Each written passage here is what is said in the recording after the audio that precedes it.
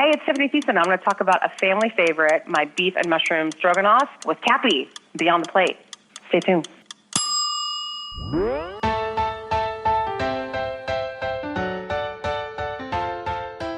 Hey everyone, this is Cappy, and you're listening to Just the Plate, a production of Beyond the Plate. Just the Plate is a short segment where chefs describe a dish or a recipe that is meaningful to them. Now, we usually have the chef seasons of Beyond the Plate, and of course, this is a celebrity season, so we're going to change things up a little bit, yet keep them kind of the same. So for this celebrity season, these guests, some of them have a cookbook, some of them have a restaurant they're involved with, some of them just love to cook at home. So they're going to share a dish that is meaningful to them. I've actually cooked most of these dishes from the Just a Plate episode, so I encourage you to go back to previous season 1, season 2. There's some excellent recipes in there. And we've been receiving a lot of really cool messages from people that have also gone back and listened to these Just a Plate episodes and made these recipes at home.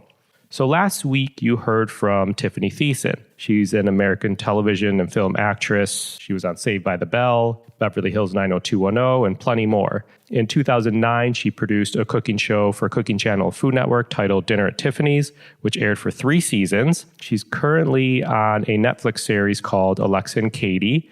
She recently published her first cookbook called Pull Up a Chair. So if you missed last week's episode with Tiffani, please be sure to check that out.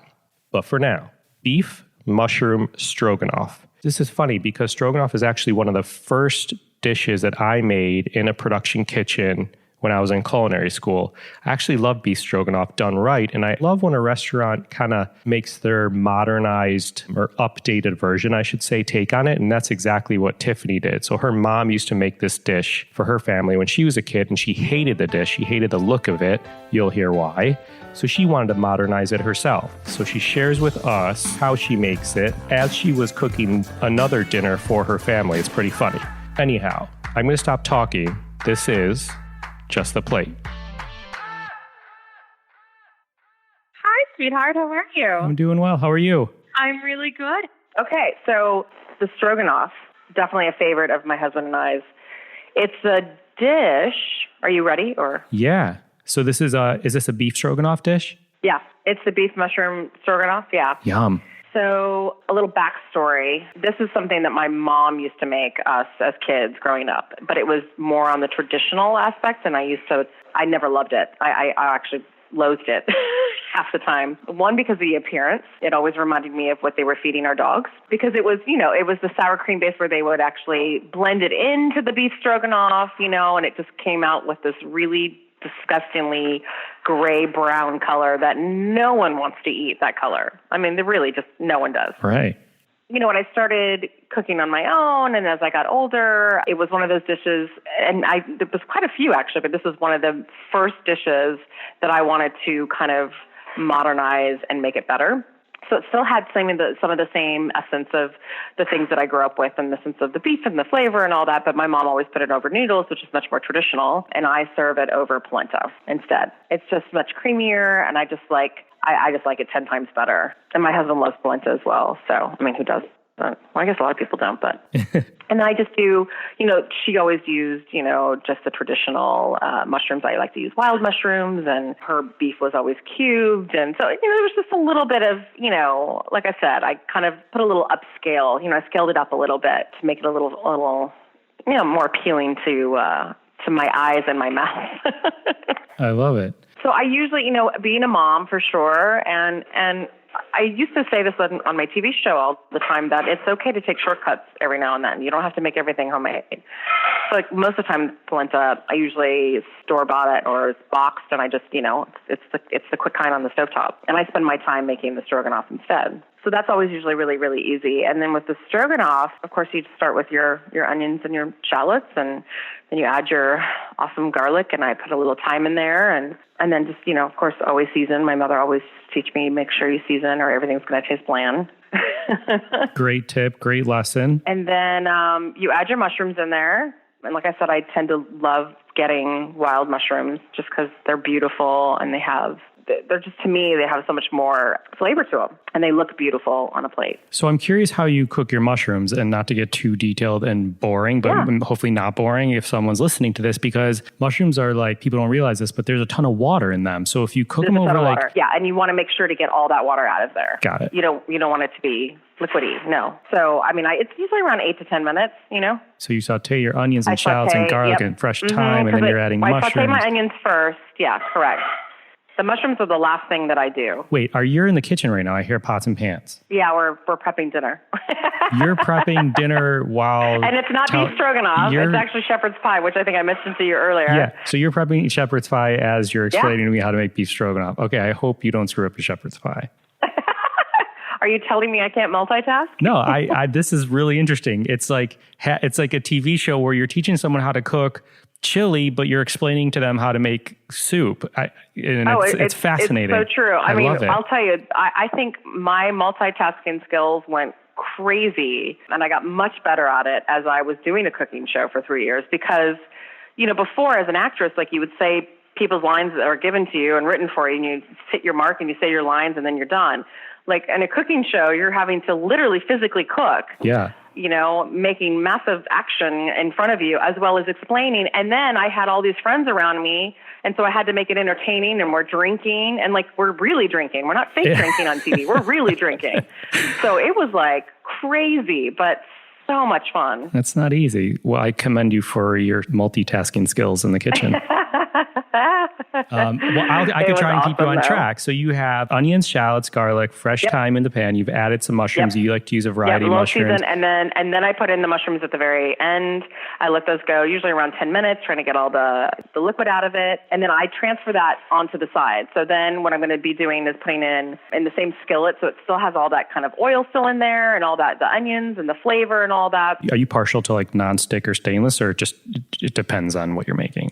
It's funny. I do love nonstick. I've gotten really into a couple new brands of nonstick, just because now having children, and it's funny, you do care what you cook with and what you make and what you use and products and food and all that kind of stuff. So I've been really, I've read so much about traditional nonsticks being really dangerous. So I've been really into like the green pan stuff. I actually have a couple of theirs and I really like it. But traditionally I use All Clad. I don't use their nonstick as much. I use their stainless steel. I use Rachel Ray pans, I should say. You do? Well, Rachel Ray has never given me pans. Maybe if she has, I would use them. Something tells me you'll be getting some Rachel Ray pans soon.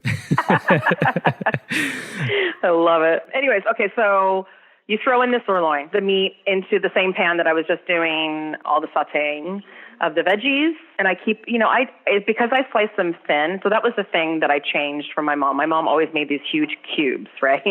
Yeah. And most of the time it was overdone. I slice it thin. And a lot of times, if I'm specifically going to the grocery store to make this dish, I'll just have them slice it for me, just to make it, even easier, and it's just ready to go. I can just throw it right in. And it's like 1 to 2 minutes per side. And then we're going to do the fancy, and we're going to get that brandy in there and get all that flavor. We scrape up all those bits on the pan, and we get that broth going. And that's when I get my spinach going. And we get the spinach, really kind of steamed up and wilted and pretty and dark green. And then I return the mushrooms and the meat to the pan. After that, and then you're good to go, a little more seasoned. And like I said, I actually serve it with the polenta, which I just like so much better. It looks prettier too. So are you finishing it with any cream-based, I feel like traditional... No, so all I do, so I wanted to stay away from how normally you would throw the sour cream in there afterwards and you'd mix it all up and it looks like dog food, okay? So literally I garnish it with a dollop of sour cream on top. Ooh, nice.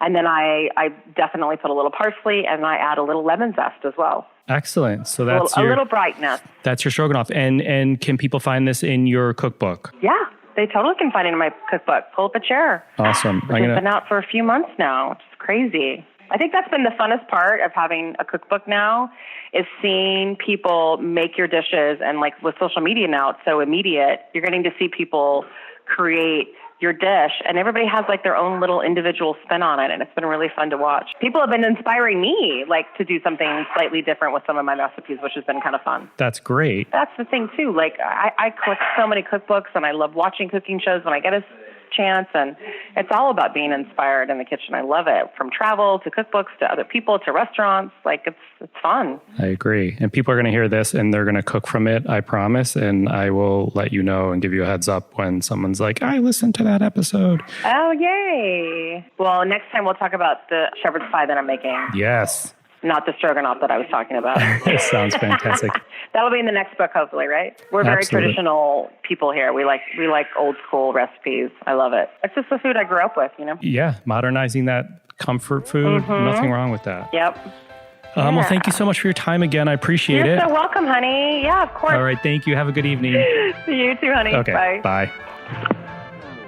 Find more on Tiffani Thiessen by Googling Tiffani Thiessen. I'm kidding. At TiffaniThiessen.com or on social media at Tiffani Thiessen. This episode was produced by myself, along with Ian Cohen and Joel Yeaton. You can find me and keep up to date with this podcast across all social media platforms at On Cappy's Plate, or go to BeyondThePlatePodcast.com. Beyond the Plate is on Twitter at BT Plate Podcast and Facebook. Please rate, review, and subscribe to this podcast on your listening site of choice. Thank you for listening to Just the Plate, a production of Beyond the Plate. I'm Cappy.